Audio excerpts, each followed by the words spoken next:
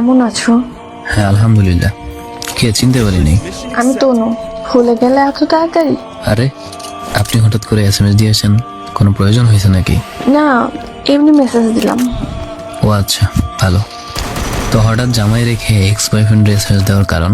আসলে আমাদের বিয়েটা ভেঙে যায় বিয়ের 2 মাস পর। আমার হাজবেন্ডের আগে একটা ওয়াইফ ছিল, সে সেটা লুকাইছে আমার কাছে। ভালোই। তুমি আমাকে একটু মানসিকভাবে সাহায্য করো আশিক। আমার বেঁচে থাকাটা কষ্টের হয়ে যাচ্ছে। আমি তোমার কাছেই সুখ শান্তি পাই, যেটা এখন বুঝতেছি। তো আমি এখন কি করব আপনাকে? আমার সাথে কি আগের মতো কথা বলা যায় না? আপনার মতো লোভী মেয়ের সাথে আবার কথা বলার ইচ্ছা? ধ্যাত, এটা তো আপনার শুধুমাত্র কল্পনা বই, কিছুই না। এমন বলো না, আমার খুব কষ্ট হয়। কষ্ট হইলেই কি, না হইলেই বা আমার কি?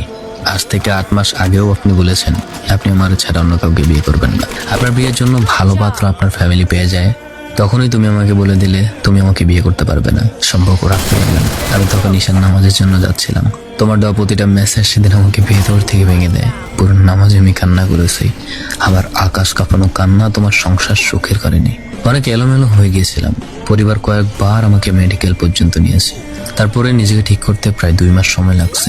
এখন আমি সুস্থ আছি, আলহামদুলিল্লাহ, ভালো আছি। আমি না চাই তোমার ভালোবাসা, না চাই তোমার যত্ন, কারণ তোমরা সবাই বেঈমান।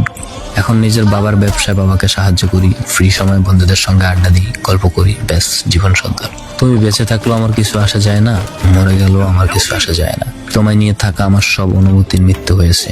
কখনো মেসেজ দিবে না। খারাপ থাকো আর ভালো থাকো। আমাকে একটু বলতে দিলে না? মানুষ তো ভুল করেই শিখে নেয়।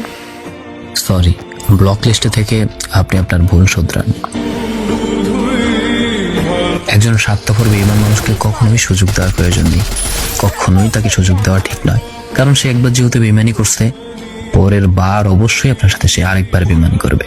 যার রক্তে শিরায় শিরায় বয়ে যায় বেঈমানি, সে বেঈমানি করবে, এটাই স্বাভাবিক।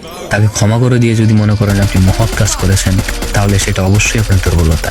আপনি আবারও ঠকে যাবেন। জীবনে চুপচাপ হয়ে চলুন, একা থাকুন, একা চলুন। খারাপ লাগলে ঘুরতে চলে যান, সাগরের পাড়ে ঘুরতে যান, পাহাড়ের উপরে উঠুন, আকাশের দিকে এক ধ্যানে তাকিয়ে থাকুন। বিকেল হলে রং চা খান আর গল্প করুন, বন্ধুদের সঙ্গে আড্ডা দিন। কোনো লেক কিংবা নদীর পাশে দাঁড়িয়ে বাতাসকে উপভোগ করুন। রাত হলে ছাদে যান, ছাদে গিয়ে রাতের চাঁদনি আলো দেখুন। ব্যাস জীবন সুন্দর। একা চলুন, জীবনের কোনো অভিযোগ থাকবে না। প্রয়োজন নেই মানুষের ফেক ভালোবাসার।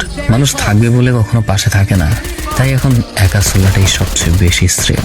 না চাই কারোর বন্ধুত্ব আর না চাই কারোর ভালোবাসা। শালার এই সমাজটার মানুষগুলাই সব বেঈমান।